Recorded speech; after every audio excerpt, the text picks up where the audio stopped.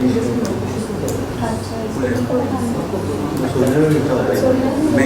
Canada में bankers में मैं आज पैसे भर के आऊँगा ऐसे कुछ करना पड़ता है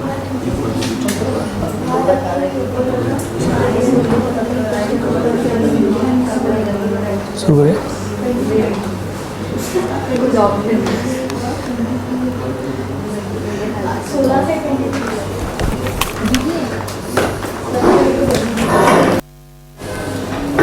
There is only a small part that is left out.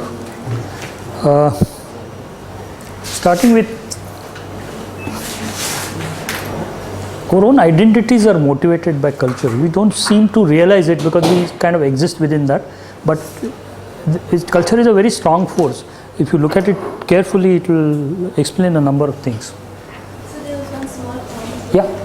So it's more of a personal feeling. You know, now as a parent, one feels because you also mentioned that there are a lot of the cultural aspects are handed down by the parents. So one feels that, you know, is one handing down, appropriating to one's own children now, and what, because one has also been in a mixed culture, upbringing has been very mixed, and intellectually one has got all confused. So what is one handing down? So it's just one, you know, something that borders. This is always a problem that all parents face. Currently, everybody in Bombay faces a problem. Should I put my child in an English medium school? It's a big issue for all people who have children of age 3, 4 kind of thing. Because they know that it has some effects which are not desirable, but they also know that child's future is also dependent on whether he knows English or not. So there's no clear answer to that. Some people resolve this way, some people resolve the other way around. And that is the reason why now government has accepted the fact that science and maths will be taught in English. In English, even in vernacular schools. So there will be a kind of better compromise that will arrive. But otherwise, English. I actually, you will be surprised. I met a rickshaw wala once. So he just thought that आप क्या करते हैं? मैंने IIT में सीखा थे. Oh, आप teacher है. तो मुझे थोड़ा एडवाइस चाहिए. तो क्या है? तो he says मेरा बच्चा अभी कुछ 4-5 years में है. He is a rickshaw driver. He stays in a slum and all. He says, shall I put him in an English medium school? So why do you want to do it? He says, nee, but unless he is good in English, he will never grow. His personality develops better, etc. I asked him, but do you know its implication? He was completely aware of implication. He says that I know that he will alienate himself from the family. He will not mix later on. He will separate out. He knows everything. But he says that is good for the child. So he is ready to sacrifice. So he has made his decision. He just wanted somebody to say yes to him. Yeah? He had already made it. He says that only Western influences seem to dominate in Bombay. So it's better that he learns in English. And doesn't matter if he separates himself from the family. So these are complex issues where everybody currently is. Fortunately, we never had that problem because this area had only one school at that time. And a central school. And central school has a Hindi medium till 9th and then some English के बाद में चालू होता है. So we never had to take that decision. We would have also gone through the same process.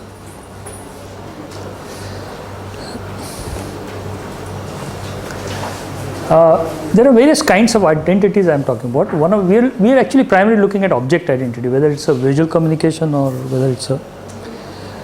There's also a place identity or regional identity that we're talking about, and this is all culture driven. For instance, to build in Assam or to build in Maharashtra, buildings can be very different. It's one of the worst cases, government and army buildings. They seem to be same everywhere.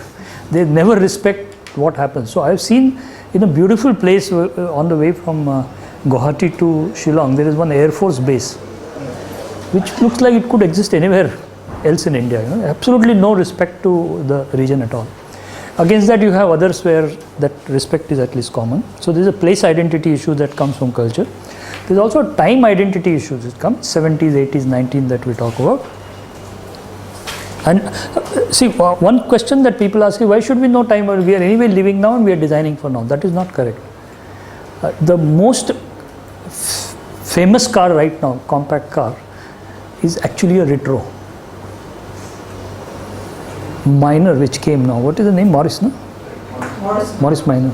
Yeah, which actually learns a lot from 60s and 50s styling, and they just simply created a modern version of that 60s and 50s. So you could see that there is a reason to know how the trends have changed. So basically, when you're talking about time identity, you're looking at trends. And there is owner's identity. I belong to a Sony, or I belong to Braun, or I belong to some company or something. Now, out of that, what we are interested in is the first two, one, place identity and time identity. So let's look at place identity.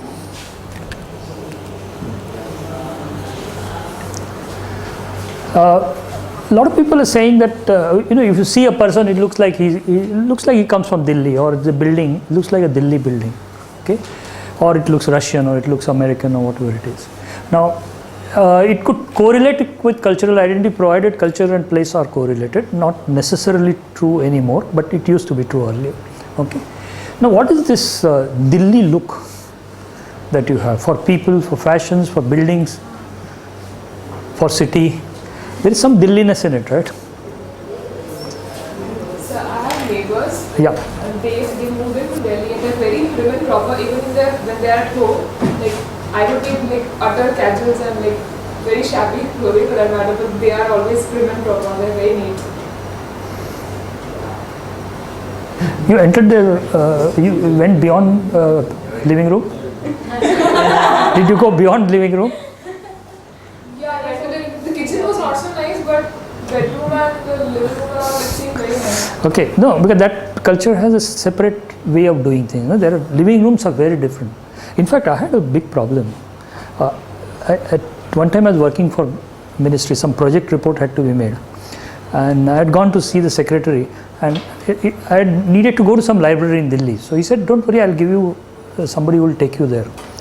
So एक अच्छा tweed का jacket tie भी लगा के उसको आदमी आया, and then I didn't know who this guy whether he's a driver, whether he's a clerk, or whether he's somebody. There's no clue at all, right?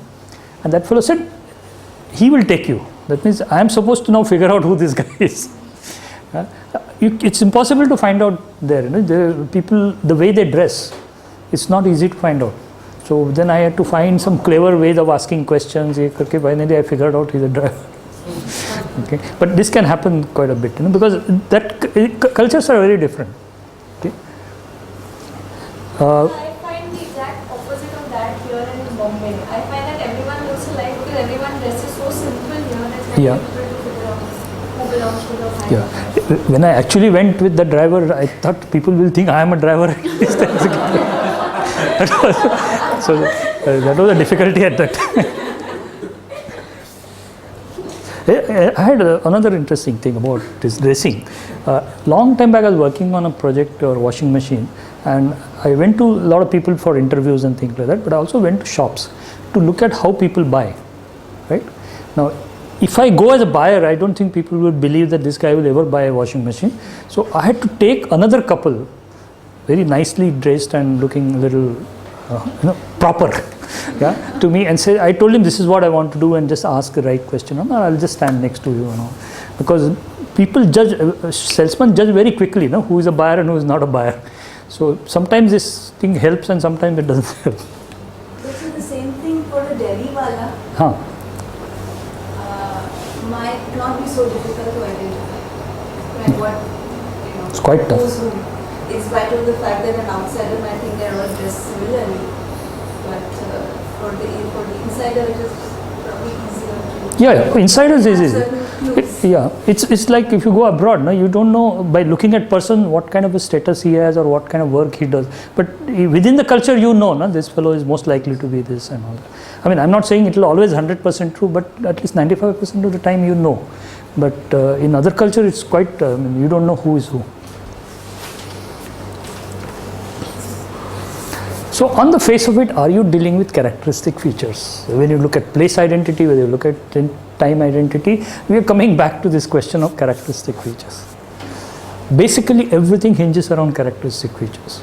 So if you are able to take characteristic features associated with region and culture, it's possible that you can make the right signals. Okay. Again, with time identity, are you dealing with the characteristic features of that time? So the new car that I was talking about actually dealt with, I'll show you photographs of that also, how it actually borrows from the old and how it puts new ones there. And ownership identity is another one which deals with it being Apple, it being Sony and things like that. Okay. Are we dealing with characteristic features artificially associated with the company and its product, and we call it as corporate identity. Corporate identity is a synthetic way of creating an identity which says that my product range should only do this kind of thing and not this, should look this way and not this, should have this kind of graphic and not this kind of graphic. That's what the manual is about, right? Correct? What you should do and what you should not do. Okay? So it gives you characteristic features of that kind of thing. You picked up characteristic features of Jaipur to be added there and things like that. We are dealing with characteristic features associated with product, specific group, specific culture, subculture, whatever that is. So we are again mainly dealing with characteristic features. So that whole theory that I told you is about characteristic features and defining features is a very important way of looking at design. And there's a way of looking at it. A lot of people think it's superficial. Sensory features are superficial. What matters is really whether the product is Indian or not. Okay, but that is the debate which we'll come to a little later. So answer is both yes and no to characteristic features. Okay. Characteristic features are often the most visible sensory clues to identity. They may not actually be identity. For instance, we saw that somebody can become a villain by picking up characteristics. That does not mean this actually become a villain. So it actually gives you the first sensory clue saying this is most likely to be X or Y or whatever it is. Okay. And there is a thinking that drives the decision about including or excluding the sensory clues. It is quite possible that in some cases you're not so convinced, so you keep wondering whether this person is a villain or not, depending on what characteristic features he has. And then you probe put some questions, and then you make final decision, which is so. But the first visual encounter, characteristic features matter a lot. Okay, we'll return to that thinking part later. What that thinking means. So we will first revisit the place identity issues, why it has become so important. Interestingly, when people talked about global culture, global product, they talked about global style. And global style has already existed in architecture earlier, international style, etc., etc. Suddenly, people have become more conscious of the fact that it is not possible to sell everything to the world the way it is. It needs to be sort of they have come out with a word called localization or globalization and things like that. Basically, they realize that you just cannot convince everybody to buy the same thing. You need to sort of respond to the local issues and reflect that. And that is the reason why this issue of local cultures becoming more important in globalization. Because people see that as a marketing tool. Okay, this was never an issue earlier, because there was a complete relationship between technology, between people, between resources that are available. Objects were developed by people within the culture for people of that culture, and with material and technologies that are available in that culture. So obviously it reflected an identity of its own. Whether it's a Bankura horse or whether it's a Sankeda furniture or doll or whatever you do, because everything has grown in culture, including technology, material, everything is part of that culture, it reflected that identity. But now things are different. It's possible that IBM can decide to build a building in India. It will decide that American architects are going to build, and it's likely that they will import material like that building I showed you. That's not an IBM building. They actually imported the entire curtain wall from Australia, including its workmen's. They came to install the whole thing. That was the first curtain wall in Bombay. Okay. Okay, the idea of place identity is rooted in geography. It's something like, some border, that hypothetical border called India. So there is Indianness involved, or regional ethnic like Gujaratiness, or even a race can be related to geography sometimes. Okay, so some names carry geography with it, like Bankura horse. Bankura is a place, and the horses made there are called as Bankura horse. Kashmir is a place for Kashmir carpet, and Aligarh logs. So they actually reflect the address of that particular technology and creation. Okay. The biggest competition to that comes from technology. Okay. This relation happened because cultures were relatively isolated, so they could develop independent of each other. Okay, so and the forms of communications also were very weak at that time. Now it is possible, if you look at any time Discovery or any channel, you know how a bridge is built in US or how a bridge is built, because all that is available to you in terms of media. But this wasn't so. So isolation of culture ensured that identity. Okay, then local, and because materials were local, technology was local, that also ensured that things looked very regional, and there was enormous time available for assimilation. So even if you adopt something from another culture, it was possible for you to develop it over a very long period till it got assimilated. So slow development made it look like a natural process, and I'll tell you how this has happened in Kerala. Actually, those Syrian Christian churches were built by Nepalis.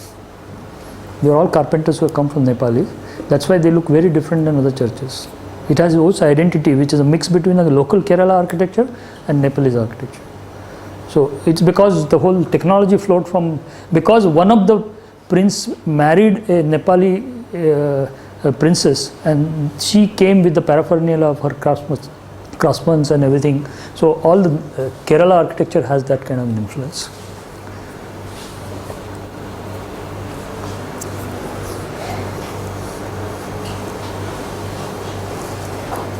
Okay, so another thing that was there in the traditional community is that community identified with those objects, saying that they are ours. Okay, for instance, in my own case, when I started growing beard, my grandmother told me, I was in the college, saying that ये Muslim लोग करते हैं. They said Muslims only do that. You don't wear. You don't have a beard or something. So I had to explain that Shivaji had beard and all. But then Shivaji was different. Shivaji is different. It's not but otherwise you are not supposed to have beard and things like that. So you could see that they had a very clear idea about what is part of their culture and what is part of somebody else's culture.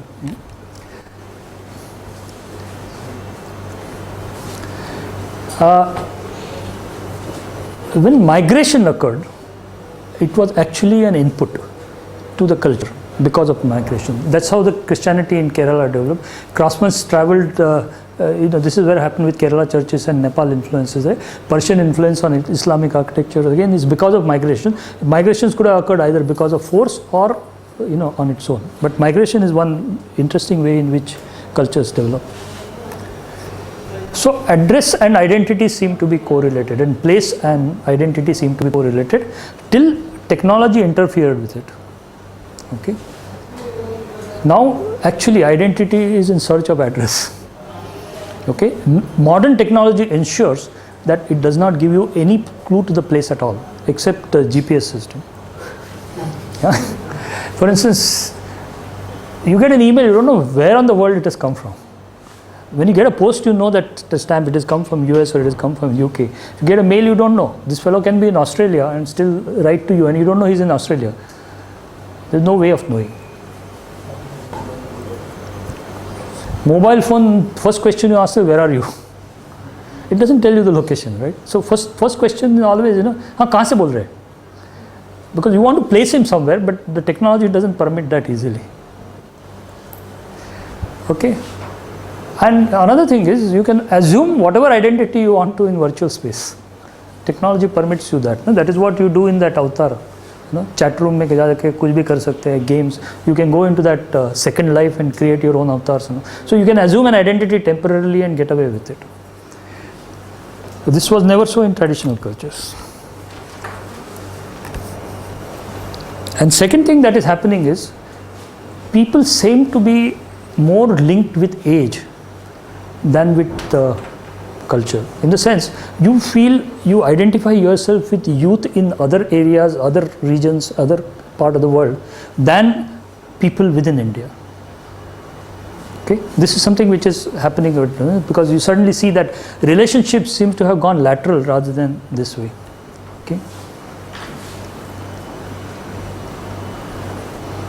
So when the objects do not reveal its place identity, visual communication people have to take over. Okay, I will tell you how. Nokia had tremendous difficulty telling we are local in all countries.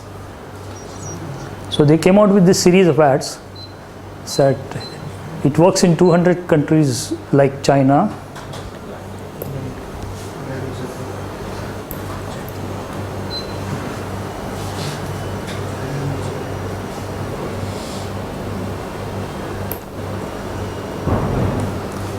Sorry, you lost that.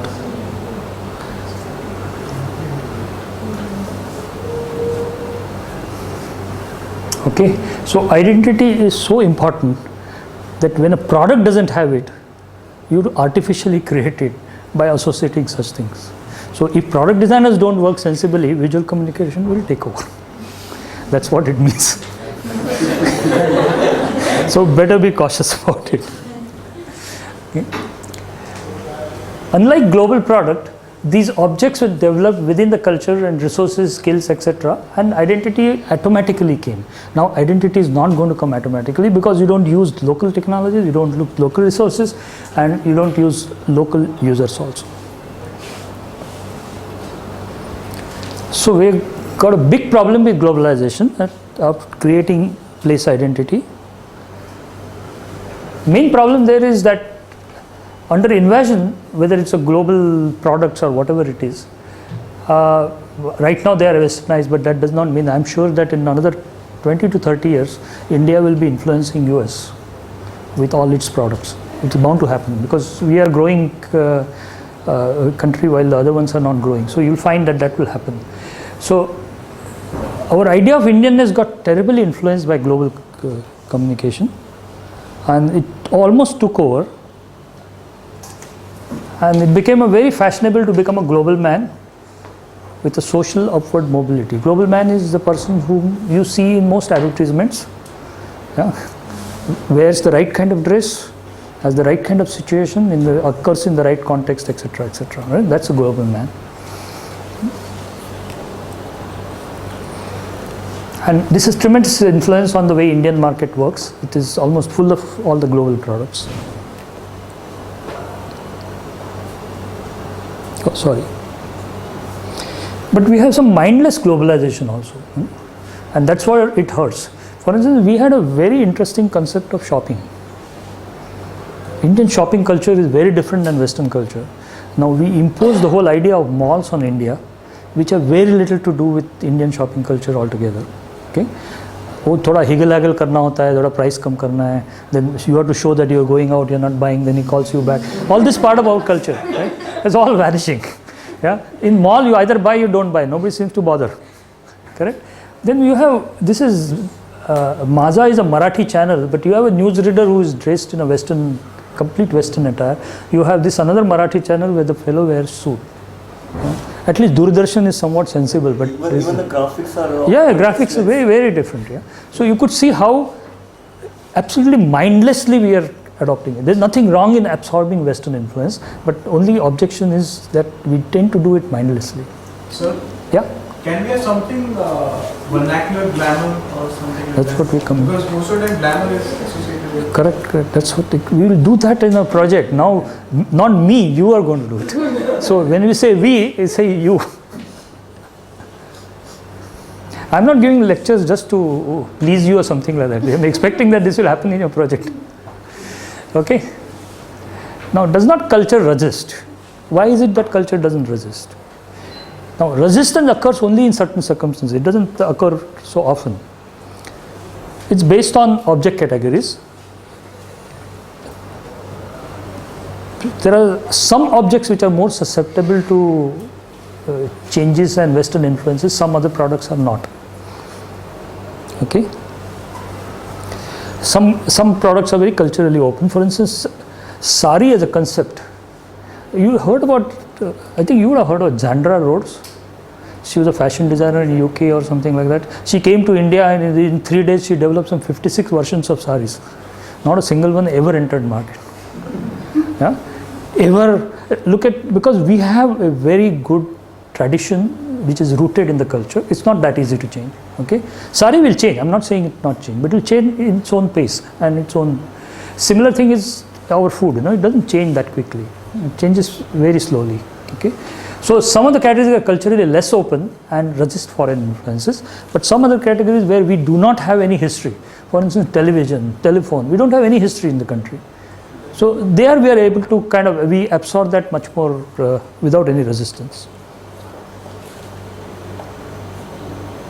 Oh, sorry. So you could see there is absolutely no influence on puja.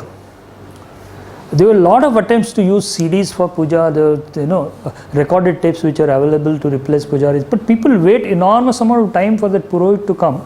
The puja must happen exactly the way it used to happen.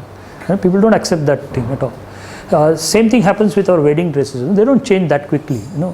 Whatever is changed now is only for reception, but not in the wedding ceremony. Classical music has remained the way it is. Remained means it's evolving. I don't know whether you realize that classical music's tempo has changed a little bit. It's become much faster because it's accepting influences, which is good. But it still remained a classical music. It doesn't look like a Western music at all. So is our Indian food. It doesn't change. It adopts things, like you suddenly find that there's some Western thing will be available here. कुछ एक cake डालते हैं, कुछ डालते हैं, but then basic thing doesn't change. In some of the other object categories, we choose to depend on foreign objects, because we have absolutely no alternative for that. And there are no Indian companies which make it, so there is absolutely no option available. A lot of electronics product, medical equipment, this is what sort of happens. So we come to believe that these are better products. So if there is an Indian company and a foreign company which have got the same equipment, one would prefer a foreign company because you think that's more reliable. So that's because the perceptions are already developed that way. So it's quite possible that, this is what I've tried to do. A cultural specificity scale can be developed. Okay, for instance, we are very, very specific when dresses, ritual objects, food recipes, classical music, language, etc. So this end is a very culture specific kind of end. Then we are little less when it comes to rural residents, popular music, other 1960s and 70s. It's relatively culture specific. Now you could see rural houses are changing over a period purely because they're mindlessly adopting RCC. Cement is sort of getting there, and the way they use cement is interesting. They charana ka saliya dal ke kuch kar dete. So it's a funny thing that's happening, but then that's a fashion. But it's changing much more slowly. Urban residents, popular music of 90s is something which changes much faster, and then we have urban office furniture which changes even much faster. And then we have computer language, etc., which changes even faster. And then mobile phones, PCs, digital cameras, televisions is almost culturally liberated.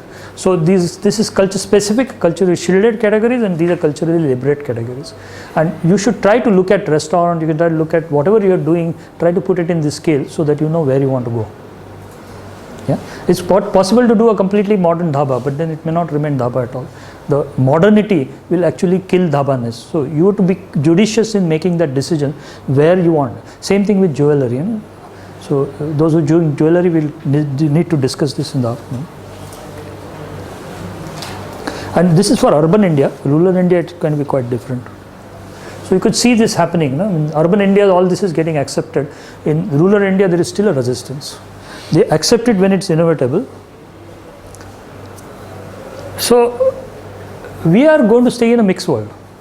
Definitely. There's not going to be Indian identity as such, but evolving identity is a plural identity, where there are multiple functions and multiple expressions. Okay. So we'll have local objects and global objects staying together. So there's vada pav and there's iPod, we'll enjoy all of this simultaneously. So this plurality of a culture is actually an advantage to Indian culture and Indian designers. So try and we'll see how plurality can be done in the part of your project.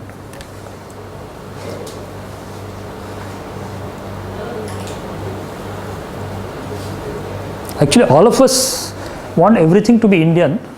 That is our dream. But finally, prefer to buy our foreign products. That's what actually happens. Okay, we are very selective, and we also have a gender bias in accepting global influences. For instance, things like Mangal Sutra and all that haven't changed. Wedding dresses haven't changed, but office dresses have changed enormously. Again, there is gender. Men are expected to change for some reason, but ladies are not expected to change. This is another thing that happens in our culture. लड़के के लिए ठीक है, but लड़की के लिए ठीक नहीं. This is the kind of thing that happens. So urban westernized segments are too small for a global companies to be driven by economic compulsions of growth, and this is where our opportunity lies. That most of the companies now want to go to rural areas. That's an emerging market, and almost every foreign company that went into rural areas had their shocks. Okay, some famous shocks are Star TV came with a complete intention of giving you English programs. Now only 1 or 2 channels deal with English programs, rest of it is all Hindi. Same thing happened with MTV. MTV first press conference, they said that we will give you a world music.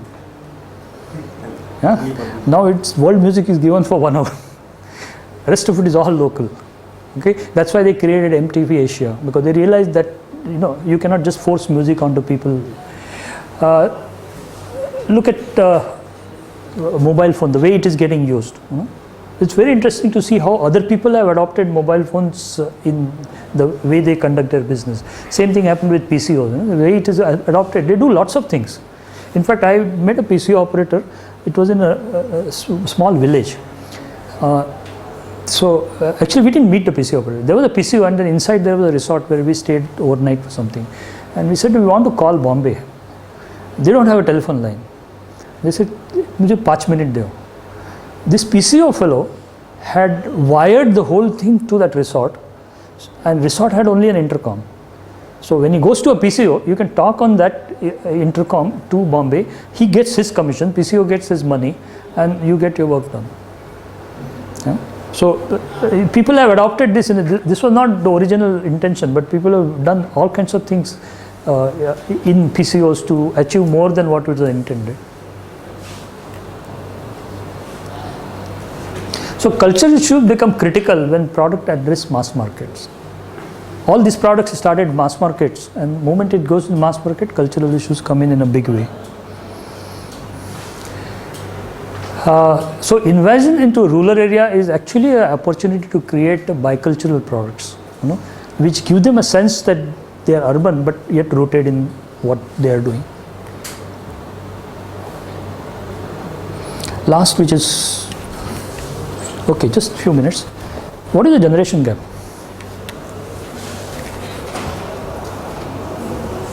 Cultural acceptance. My parents and me type of thing, right? Reduced now, I think. Huh? I think it's reduced now. I mean, earlier we used to say my parents and my values clash, but now I think juniors, like 6 years, the juniors and all. There is a gap, right? Generation gap. Basically, you can explain the generation gap using the idea of typicality. Yeah. First is, that's where time identity issue comes in. Instead of complementing and it's currently challenging the place identity, there is also a time identity that seems to be becoming. That is because there is a rapid pace at which products change. So the products that you were introduced as cell phone and product that exists now are very different. And in 5 years down the line, it will be again very different. So the pace has changed quite a bit. So temporal identity is becoming, it's 50s product, or it is, ये तो 5 बरस पहले का है. That kind of thing has become, because there is so much of change that occurs. Then objects exported and implanted into new cultures is, okay, that's already discussed.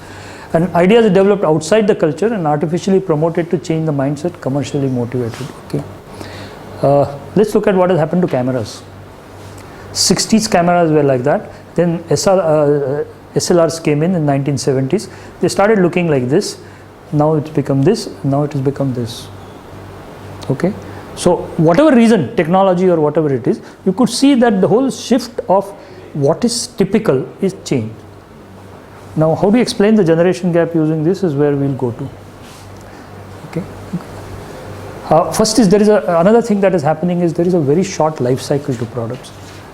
For instance, if you have to introduce a T for telephone in a child's book, you will show a telephone, right? But by the time the child goes, that telephone will not exist. It will change. This was not happening earlier. No, the telephone remained constant for several years. But now it's so rapidly changing that you need to kind of update yourself, which means that influences from advertising will be far higher than influences from parents, because things are changing and that's the only source, or influence from friends will be more. So global influences and trends, the only access to global information, that's another thing that's happening. So short life cycle exists in many products. It's just software, there's version 1, version 2. By the time you buy that, it's already outdated. So what is generation gap? It's basically a temporal identity crisis. Yeah? A shift of central member or a typical old time, with an example that a border example to me is a central example, typical example to you.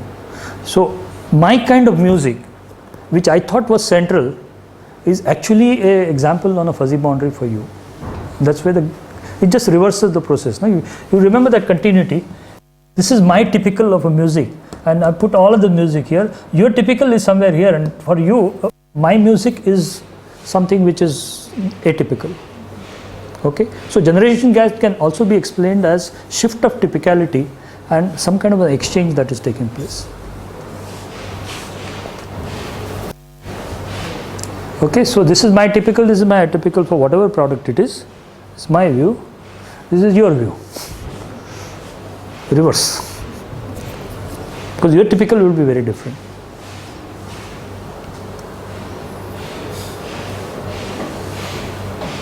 Okay, so you and me, the concept of typical dress is different, a typical movie is different, a typical song is different.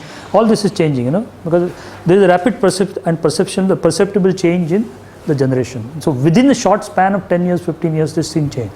What ideation looked like 10 years ago and what you look like are very different. There's so much of change that seems to occur that even they will feel that they belong to another generation when they come here.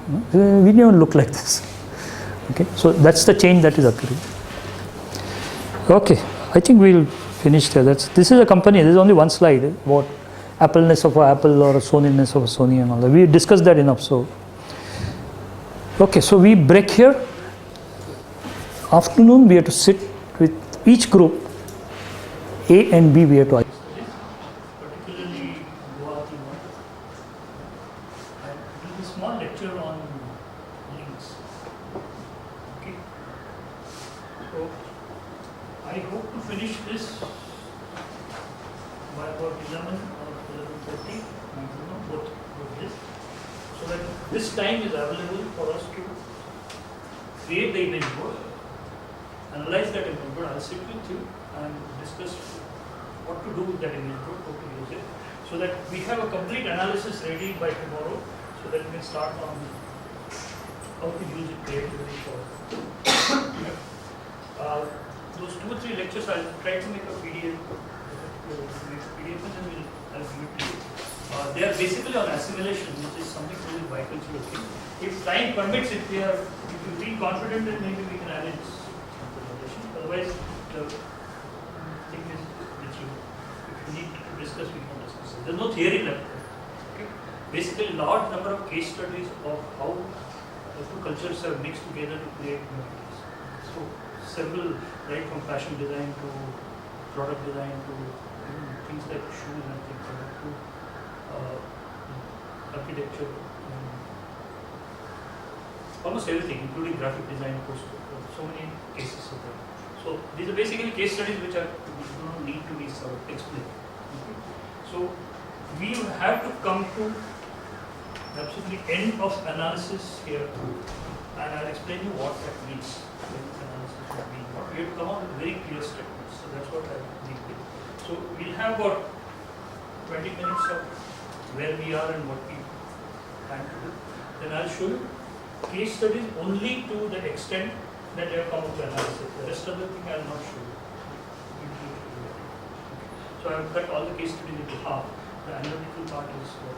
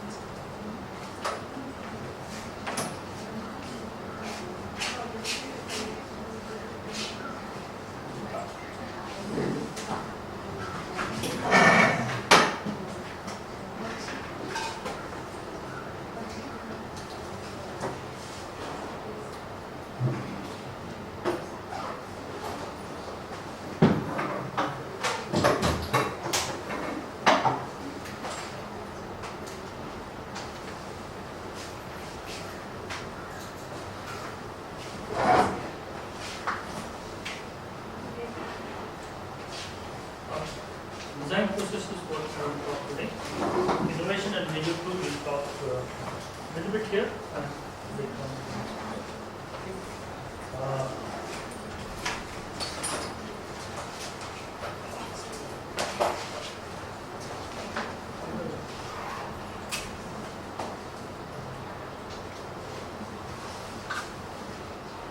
Okay, let's look at what is your idea of design process. How do you design?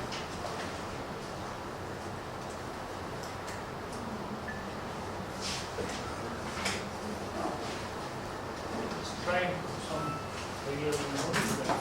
Given a problem, last problem, what was the last exam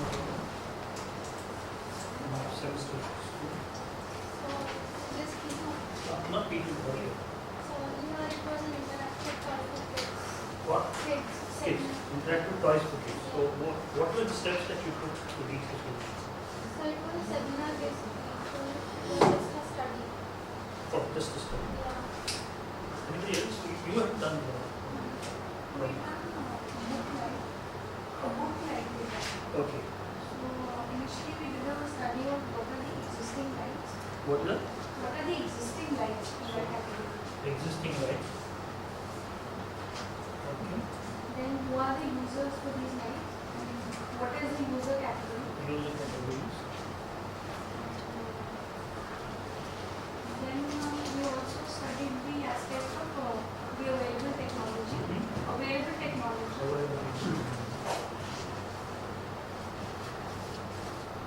This was all part of the research. Okay. Then we started conceptualizing.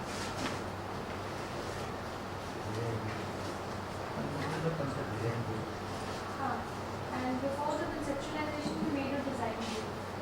We Made a made a brief. design view. Okay, so research, brief, and conceptualization seem to be three steps.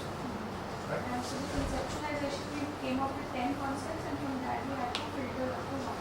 Okay, so first is to have maybe 10 concepts and then sort of, there's some kind of title which reduce it down to 2, 3 syllables and then one. Okay. In visual communication, you have done some projects, so what is the design process? You don't follow this for design, game design. Game design is a very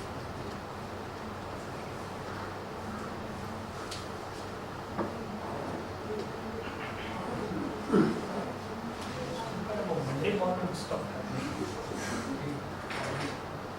Stop animation, stop. Yeah. Stop motion. Hold on. I did stop motion animation in the So what was that? So, First I look for the mood. Look for the Mood. mood groups. Okay.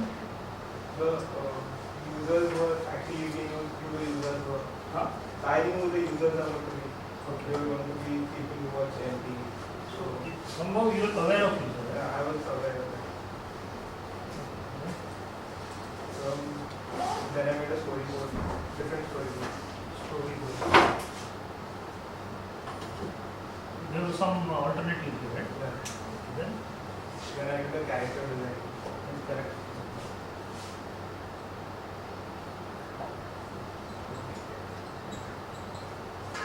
Then a rough animatic.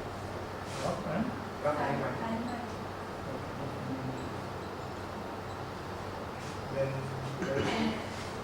Then there is shoot and then That is implemented.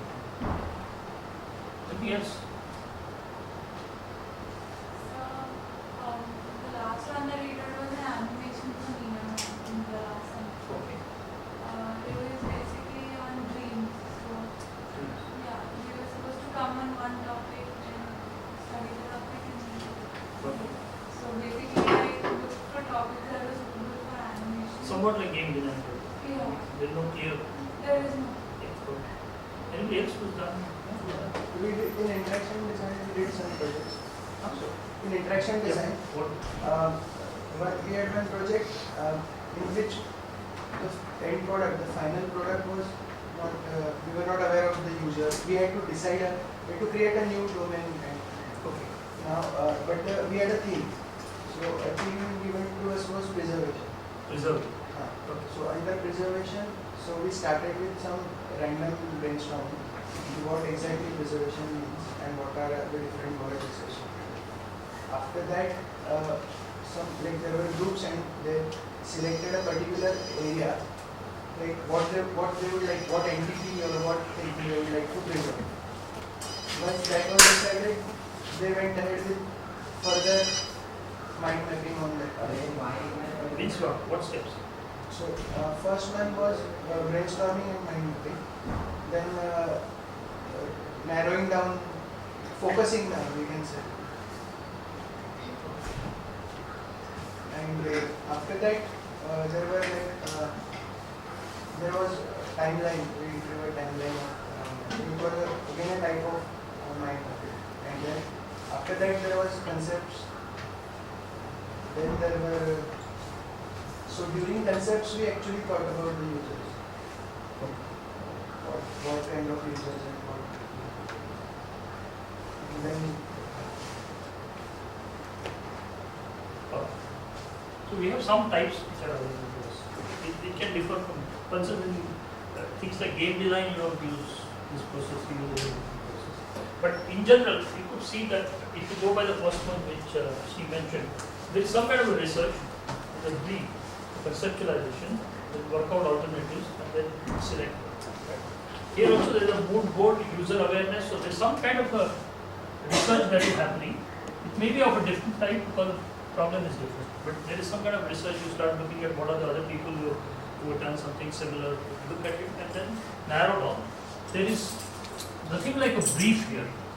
That is quite upset. But there is an implied brief that you had the kind of people who will watch and the time that is required, etc. So that is there. Then you come out with alternatives, storyboard, then character design, then rough animation, and sometimes you may have to go back. Right? Just if you don't like. Same thing happens here. There is some amount of research that is being done, but this is, I would rather draw a line. Research starts somewhere here. Who gave you the theme? Faculty. Faculty. Okay.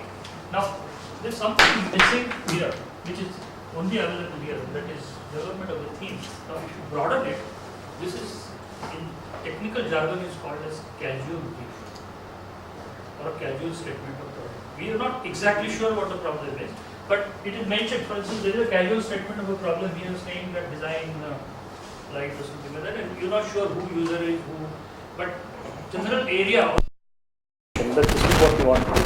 the domain here is mentioned saying that you want to do with this kind of a crowd, or you need to create, say, 2 minute, 5 minutes clip or something like that. So it starts with some kind of casual brief.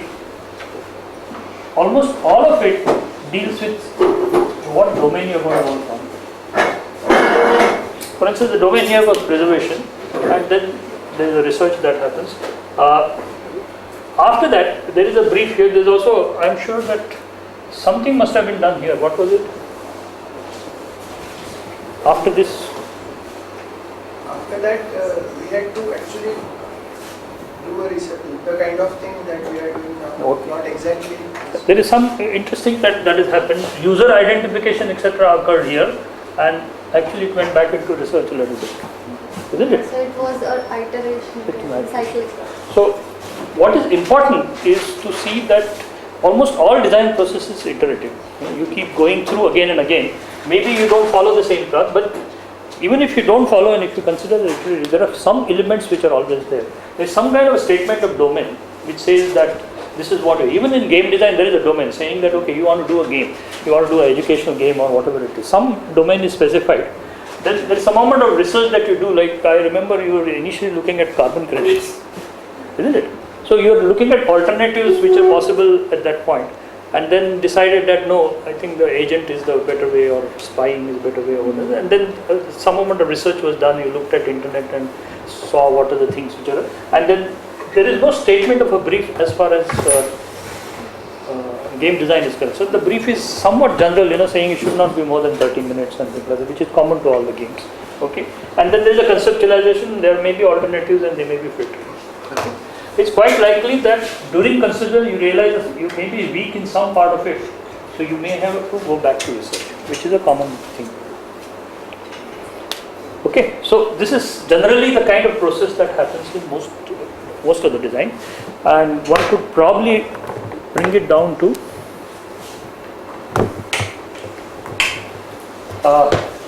there is some kind of a casual brief with which all design problems start.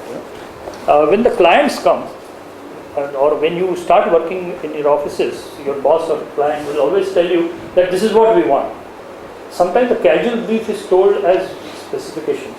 It doesn't mean that they are serious specifications. This is expectations that a design is supposed to fulfill. Okay, it's only through data collection and analysis that sort of goes into a kind of a spin, and then you come out with a final brief. Okay, so you start with a brief, but you come out with a final brief only through data collection. So whatever you call it, data collection, analysis, research, or user studies, or whatever it is, basically it's a phase that goes through some collection of data and analysis. Okay, and then there is a final brief that it's after that there is a process called synthesis and evaluation, which is where you came out with, say, 10 ideas, 15 ideas, 5 ideas, or whatever it is, and then those ideas were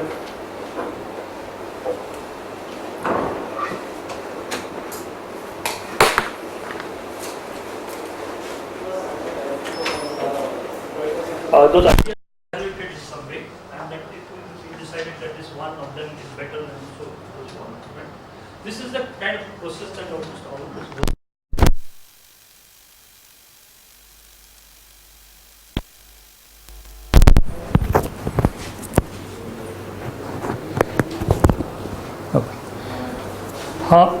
So let us try and see whether this is also valid when you are working on form. Okay, when you start working on a form, there is some kind of a casual brief, tentative visual goals or statements that we started with. You started with some tentative goal saying this is what you wanted, which is what your image boards are based on. They are tentative goals, they are not final goals. You will realize that statement that you will make today, by the end of today, will probably have to be questioned again when you start working on the synthesis part of it. So there will be some kind of a feedback, and it will keep going through that loop. Okay, there is a data collection. The parallel action that we are doing with all the data collection, user studies, etc., is get in user groups, try to look at their images and logging that data into that big semantic space that we are talking about. So it's almost parallel to that. And analysis, this is what we are going to focus on today. We are creating linear gradients for each of those things that we talked about, right from product category space to extended product category space to the expressive product expression space. Right? So creating a linear gradient, analyzing the typical gradient and look for insights, and then create a final brief. Again, this will not be a final brief. When you come to when you come to synthesis, when you start looking at ideas, you may want to redo some of the image boards. Something may have been forgotten, or you sort of feel that this particular thing needs some more focus. You may have to go back to that again. Okay, and remember that it is shown as linear, but it is never linear. It's kind of back and forth that keeps happening in most of the design process. So typically you may have to go back and forth and see that it allows the goals to be emerged with some amount of finality. So by end of today, you may develop a statement saying this is what you are trying to achieve with stamp, this whether they should look Indian, etc., etc. But you may have to re-question it a little bit when you start looking at solutions, because there are certain things you may have forgotten. And I didn't mention in the first one, the goals emerge as you go along. Okay, so you may have to rework goal while you are analyzing or while you are exploring alternatives. Okay, this is the focus today in analysis. There are three things that we should be doing. One is we should understand and define the typical and the gradient for all these three spaces that we are talking about. Okay, the product category space, the extended product category, and the expression space, right? So first is product category, then extended space and product. That which should mean that there has to be some statements that you have to emerge saying that a typical would mean following, a atypical would mean following. And I'll show you the example of it from the past students' work. Okay, then it is important that it should be articulated in words or a series of sentences. Okay, that also I'll show you as an example. Okay, second way of analyzing it is search for standard deviations and try to see why in some images there is more standard deviation. Okay, to try to see whether there are groups fall into kind of niches or something or the other that must be happening, and what kind of insights that standard deviation gives us, and does it indicate new niche or direction, and articulate again this in word. And the third thing there, you search for comments given by people. Do they reveal insights? Again, articulate them in words. And I'll show you examples from last year's work of how some of the comments were very perceptive. It indicated the way people were looking at typical. And that's how we go towards a final brief. So we may have to define how much, this is where you have to decide how much you want to deviate and go away from the typical. Whether it's a stamp design or whether it's a whatever your restaurant or dhaba or something like that, do you want to differ, and how much do you want to differ from a standard brief? And that is where it's a strategic decision. Right now we'll take it as an academic decision, but in reality it's a strategic decision. The business, etc., whether there is a need there, whether there is a making business, that is what will decide where you want to be. Okay, and whether the business is sustainable at that position. See, every designer wants to be on an avant-garde position around the boundary, but it's not possible to sustain products there all the time. Okay, so once you decide the position, watch who is in the crowd there, and that is where your product category space comes back into picture. Okay, if you decide you want to be in the middle, you know who you are competing with, no? Because you know that there are other competitors in that area, so you know what the crowd is, so that you can create a statement that helps you to find a unique identity in that group. So there are two levels of unique identities. One is along the category and along the competitors. So that is where some of these expressions that you're talking about might help you to create that unique statement. And there are two kinds of uniqueness. One is within the group, and in that new space, the entire space, where do you want your product to be? Okay, and the final brief is a new statement that will emerge as and you might need a complementary image board. It happened in Guwahati also. They realized when they changed the statement, they had to collect a little more of the data. Okay, that more or less ends this. What we do is to look for the student project from last year and maybe tomorrow Guwahati's assignments, to see how this thing was carried out there. There are of course